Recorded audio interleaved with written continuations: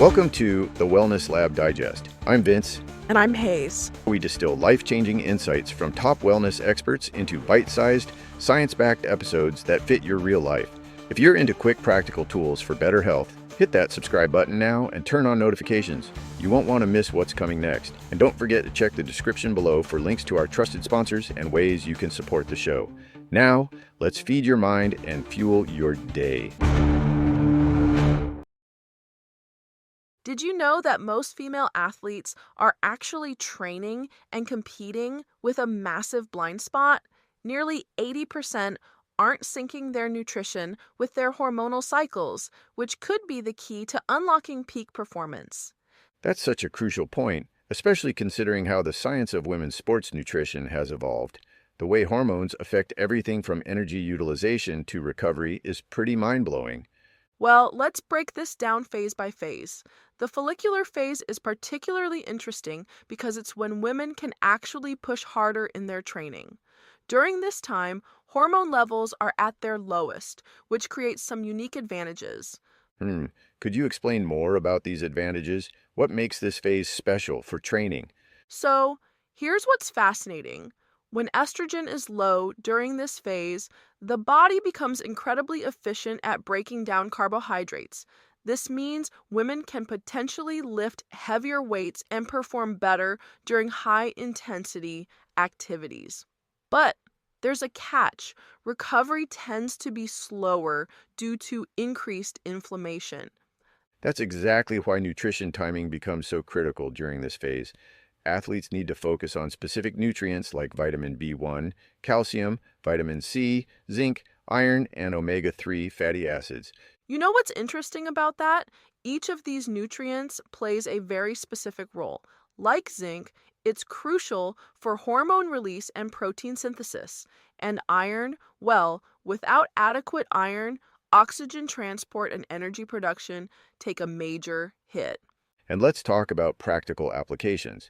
During the follicular phase, athletes should consume about 0.75 grams per kilogram of carbs post-exercise to optimize recovery. Right? And then everything changes during ovulation. The body's needs shift dramatically around days 11 to 13. What's really crucial during this time? Well, hydration becomes absolutely critical, along with increased needs for fiber and gut support. Athletes should focus on foods like dark leafy greens, whole grains, and antioxidant-rich berries. Let's talk about the luteal phase because this is where things get really interesting. The body completely changes how it processes energy during this time. You know, research shows that carbohydrate needs can increase by up to 30%. That's significant. Athletes need to consume 8 to 10 grams per kilogram of body weight in carbs during the 3 days before an event and at least 2 grams per kilogram 4 hours before competing. And here's something that might surprise people. The luteal phase can actually be optimal for endurance training. The body becomes more efficient at preserving muscle glycogen, though it's probably not the best time for high-intensity work like sprinting. Speaking of preservation, protein needs change significantly during this phase too, right? Exactly. Protein breakdown increases substantially. Athletes need about 1.6 grams per kilogram per day, spread across multiple meals of 20 to 30 grams every 3 to 4 hours. But here's what's concerning. Studies show that up to 45% of female athletes aren't meeting these basic protein requirements. That leads us to one of the biggest issues, undereating. Many female athletes are operating in a state of low energy availability without even realizing it.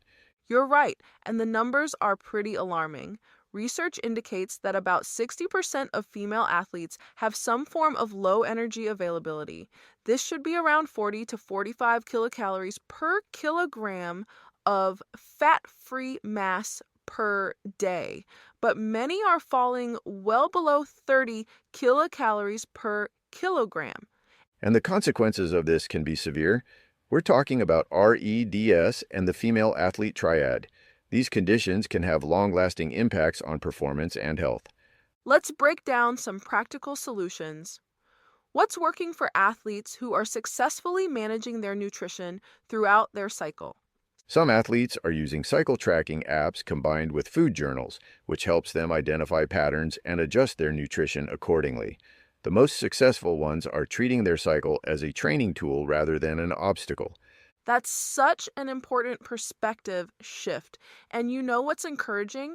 Recent studies show that athletes who sync their nutrition with their cycle see an average performance improvement of 15%.